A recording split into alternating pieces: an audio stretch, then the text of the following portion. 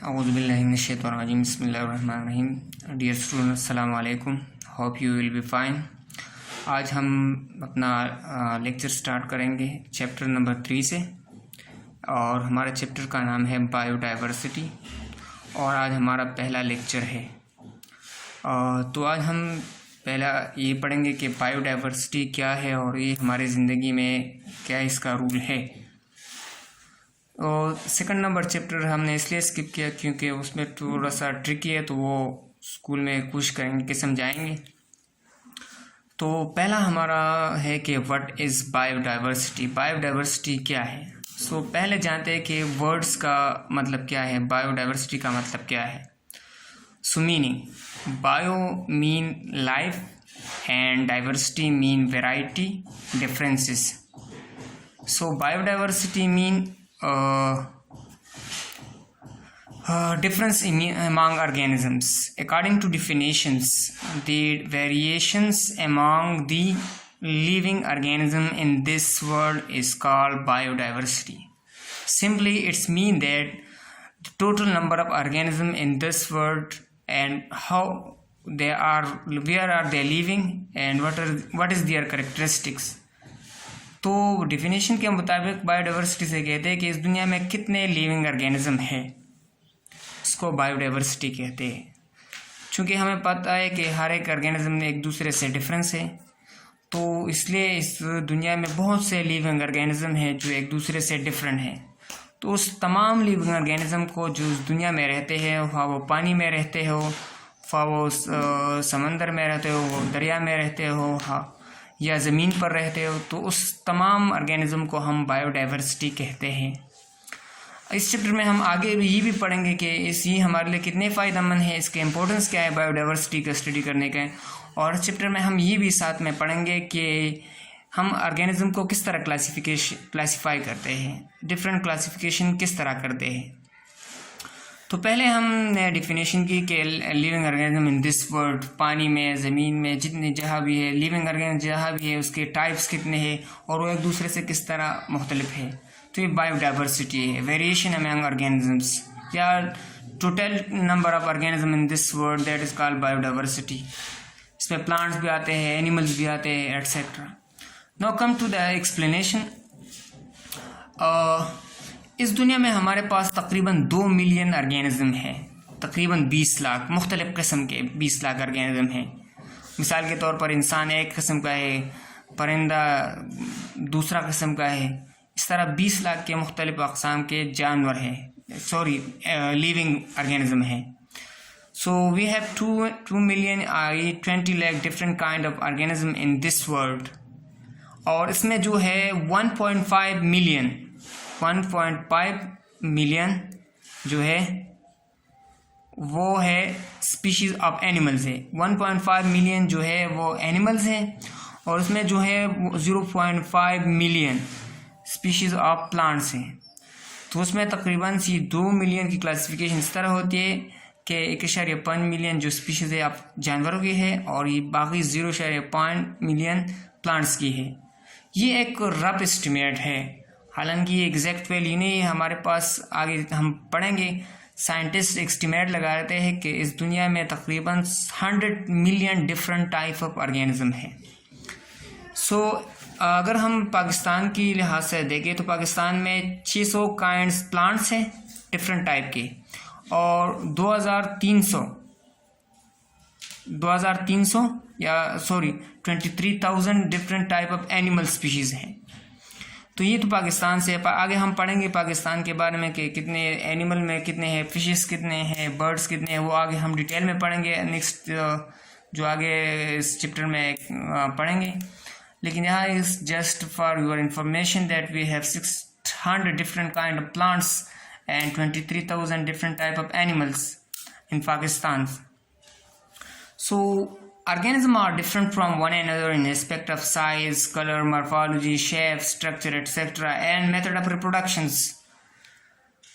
Organism के दरमियान difference किस लिहाज से होते हैं? साइज़ लिहाज से होते हैं, एक दूसरे से बड़े छोटे होते हैं, कलर के लिहाज से होते हैं, शेप के लिहाज से होते हैं, इसके इंटरनल एक्सटर्नल स्ट्रक्चर की वजह से होते हैं, और उसमें मॉर्फोलॉजी की वजह से भी बहुत से डिफरेंसेस होते हैं।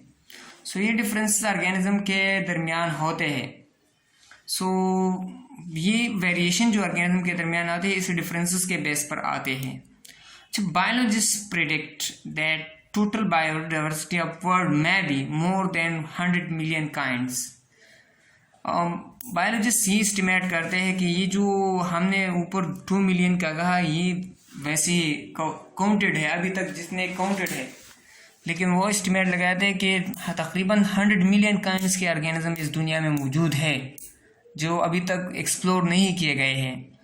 तो साइंटिस्ट इसी में लगे हुए हैं कि किस तरह ऑर्गेनिज्म जो है वो इस दुनिया में मौजूद है।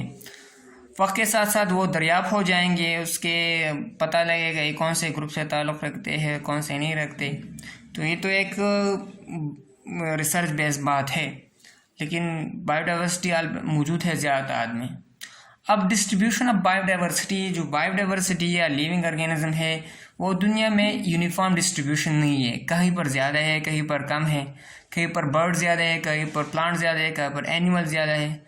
ये डिस्ट्रीब्यूशन जो है ये कोई 2-3 फैक्टर्स की वजह से होती है, और वो फैक्टर कौन से है? डिपेंड अपॉन क्लाइमेट, उस जगह के क्लाइमेट पर डिपेंड करते हैं, वाटर एंड एटमॉस्फेरिक वगैरह पर, अल्टीट्यूड पर भी डिपेंड करता है, यानी कि वो जगह सतह समंदर से कितना ऊंचा है, ज़्यादा है या कम है। सॉइल कंपोजिशन पर भी डिपेंड करता है कि उस जगह की सॉइल किस तरह है। फूड भी उस पर डिपेंड करता है कि वो फूड वहाँ आसानी से मिलता है या नहीं। तो according to that we have a general sketch of that highest at tropical region. ये जो हमारे पास जो इक्वेटोरियल रीजन है और ट्रॉपिकल रीजन है ग्लोब में या दुनिया में, तो वहाँ पर बायोडाइवर्सिटी ज़्यादा पाए जाते हैं क्योंकि वहाँ पर क्लाइमेट बहुत अच्छा होता है, बारिशें ज़्यादा होती है, तो प्लांट जो होते हैं वह ज़्यादा होते हैं, और जो जंगलात ज़्यादा होते हैं वहाँ पर एनिमल भी ज़्यादा होते हैं। तो highest at tropical reason, equatorial region और ट्रॉपिकल रीजन पर जो होते हैं ज़्यादातर होते हैं। अच्छा, मॉडरेट एट टेम्परेट रीजन, ये जो टेम्परेट रीजन है हमारे पास उस पर बायोडाइवर्सिटी मॉडरेट होता है, न ज़्यादा होता है न कम होता है, क्योंकि वहाँ का जो एटमॉस्फेयर क्लाइमेटिक रीजन क्लाइमेट होते हैं वो मॉडरेट होता है। तो इसी लिहाज से जो है वहाँ पर बायोडाइवर्सिटी भी न बहुत ज़्यादा होती है न बहुत कम, दरमियाने दर्जे का होते हैं। अच्छा, lower biodiversity are found at polar regions. हमारे पास जो पोलर रीजन्स है वहाँ पर बायोडाइवर्सिटी बहुत कम पाया जाता है। इसकी वजह ये है कि वहाँ की कंडीशन बहुत सा है, सारा साल बर्फ़ ज़्यादा होता है, खुराक आसानी से नहीं मिलता, शेल्टर का मसला होता है, सॉइल का मसला होता है। तो पोलर रीजन्स पर जो होते हैं वहाँ पर जो है बायोडाइवर्सिटी बहुत कम पाया जाता है। तो ये तो एक जनरल स्केच था अब हमारे पास, और ये जो मैं अब बना रहा हूँ कि किस तरह हमारे पास ये ग्लोब का रीजन है। ये सपोज ये अर्थ या ग्लोब है, और हमारे पास ये जो लाइन है ये इक्वेटर लाइन है, और यहाँ पर जो रीजन है ये ट्रॉपिकल रीजन ज़्यादातर होता है इसके करीब करीब। तो यहाँ पर ये ट्रॉपिकल रीजन है। अच्छा, यहाँ पर जो है दोनों तरफ ये नॉर्थ साउथ, ये ईस्ट हो गए, ये साउथ हो गए, सॉरी वेस्ट हो गए। तो यहाँ पर ये जो 2 लाइन मैंने ड्रा की ये ट्रॉपिकल का होता है। अच्छा, इसके दरमियान जो होता है ये वाला लाइन, ये जो है यहाँ पर टेम्परेट रीजन होता है, ये टेम्परेट रीजन हो गया। और ये जो रीजन है ये वाला साथ, और ये पोल्स होते हैं।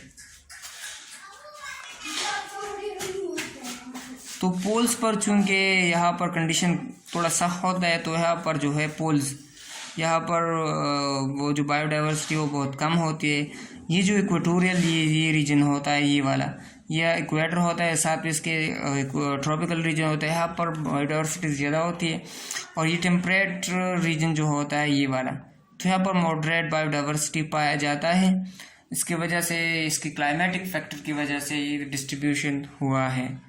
So hope you will understand introduction. कल इंशाल्लाह हम पढ़ेंगे कि what is the importance next chapter में हम ये पढ़ेंगे कि इम्पोर्टेंट क्या है, बायोडाइवर्सिटी हमारे लिए कितनी इंपॉर्टेंट है, उससे हमें क्या फ़ायदे मिल सकते हैं और क्या नहीं फ़ायदे मिल सकते। तो hope you will be enjoying. अस्सलाम वालेकुम।